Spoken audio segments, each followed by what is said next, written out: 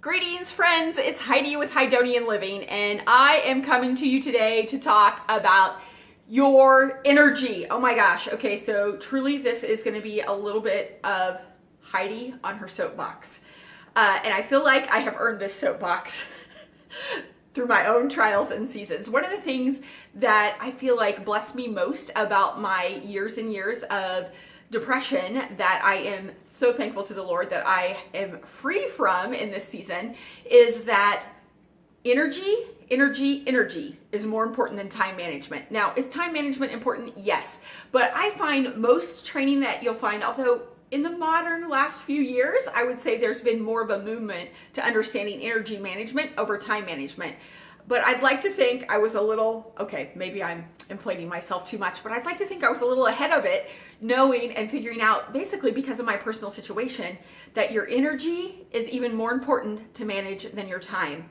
Because my story was I had lots and lots and lots of time. I was self-employed, running an entrepreneurial business, no kids, just a very simple life that allowed me tons of time. But I didn't have very much energy.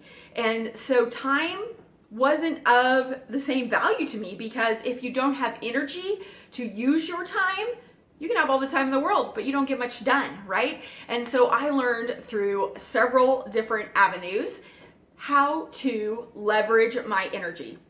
So some of the core concepts that I have held true to that have helped me now that I have lots of energy and not as much time, because I have intentionally chosen to invest it so that I have a much fuller life than I used to 5 or 10 years ago, even 2 or 3 years ago. But it's been on purpose, and knowing that I now also have the energy to be able to leverage so that I can still function and feel full and like I still have downtime in order to be able to balance that. Because energy is more important than time to me, and making choices based on my energy. So some simple things, like for example, you could say, well, Heidi, isn't it a little silly that you take a 40-minute nap almost every single day? Well, it might be silly to you, but I know. For me, that's one of those things through trial and error that I found out if I take a 40-minute nap every day, that I'm like a new person when I get up. So think about the energy that you have when you're freshly out of bed and awake, if you're a morning person, or if you're not a morning person, maybe after your hour or two getting around, right? Imagine having that zip twice a day. That's what a nap does for me. Now, it may not be the same for you, but thinking about the things that give you energy and the things that take your energy away, and then choosing to build a life based on that you're willing to give up some money and some time in order to get your energy back. Some of the other key things, and I won't go into these today, but I'm going to give you some resources that later I will do a book recommendation on that definitely compiled into this.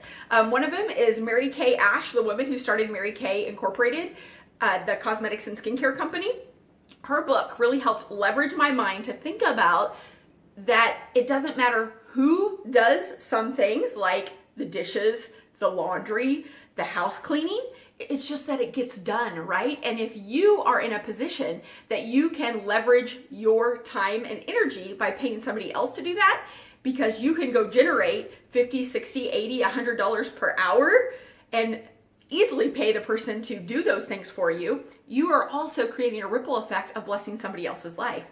So if you hate cleaning your house, what's a side hustle gig that you can do that you can make a lot per hour that you can pay somebody else to do it? So would you rather spend 2 hours a week or 3 cleaning your house, or generating the funds in less time to be able to do that and more and build your future? On top of that, not to mention that, but you also are creating income for your future as well. And in addition to that, it's not just the energy you spent trying to figure out, when am I going to get the dishes done, or when am I going to fold the laundry, or when am I going to get the house clean? It's not just the time, it's the energy it took to figure out when you're going to fit that into your life and how you're going to fit it in, and and then when the kids make a mess, it's not going to be yours to clean it all up, right? You just have to get it good enough to get by till the cleaning day, right? When somebody else will take care of it. So energizing. This book will tell you lots more, as well as the 6 most important things to do list. Whole nother topic, whole nother day.